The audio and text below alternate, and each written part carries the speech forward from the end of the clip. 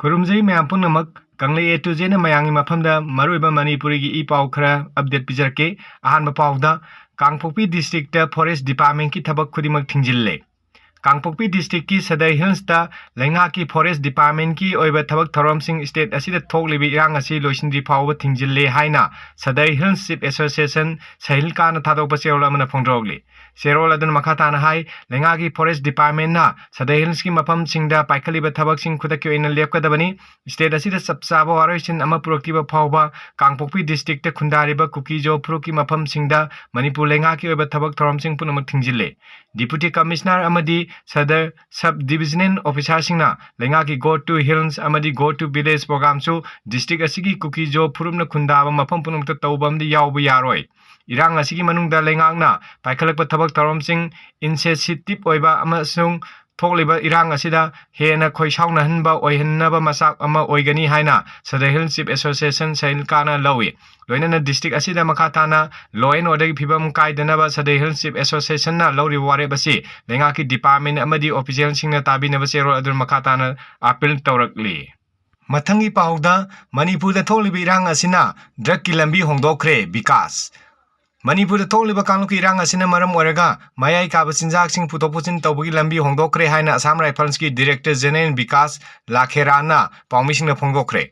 Awang nongpok lamdamda Assam Rifles na dak thingna bohonabada mangin thaduna lagli haina paladuna mang hai Manipur da paksana chathakiba dak pagatpagi operation da chawna mai pakpa ngamle jumlo nariba Mizoram da sumayai kaba polam kya pagatpa ngamle haukiba tha amagi manungda Manipur khaktar rupa crore samri rongi drug pagatpa ngamki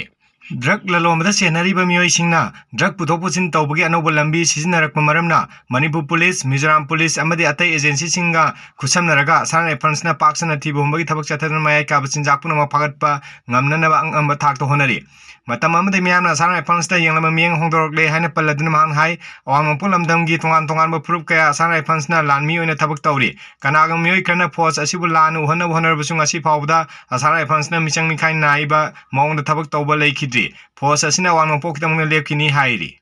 Mathangi pawda mapuroibana Atoppa Nupi thinaba sima sahani hatkibani Imphal East ki Kaikhu maning lekai degi sima sahani chahi nifu nithoibu mapuroibana Atoppa Nupi ama thinaba thorang tawbada hatpa oiramle haina mahakpu judicial custody remand pibinaba court ta langkhalakpa report amada palli hairi Porompat Police Station ki team amana sima sahani gi mapuroiba MD Mujibur Rahman chahi nifum manga apokpa laikhiba MD Abdul Rahman bo maki police custody gi matam loira duna judicial custody remand pibinaba haijara duna chief judicial magistrate Imphal East ki court puthoraki court ta APP na phongdokkiba wafamdi accused ni hariba miyoi asina police custody da leiringaida wahang paung chathabda accused asi masanupi ani leire masanupa yaude aduna Atoppa Nupi ama thinaba khallakpani haina phongdokchai hairi adubo hojimaki oinadi mahak Atoppa Nupi ama taga mari leinadi hairi Masing mathakta mahak thabak tawdaba miyoi ama oibana sen thunggi matangda mahaki loinabiga tattana marai janabagi tawdoksing thokpana mahaki nupibu hatnabagi maram oirakkibani hairi Pao asiga loinana ngasigi Manipuri pao pijaba matang asi loisinjarage mayamna channel sebe nungsibina like share amdi subscribe toksinbiyo haina nolokna ningsingjari Thank you all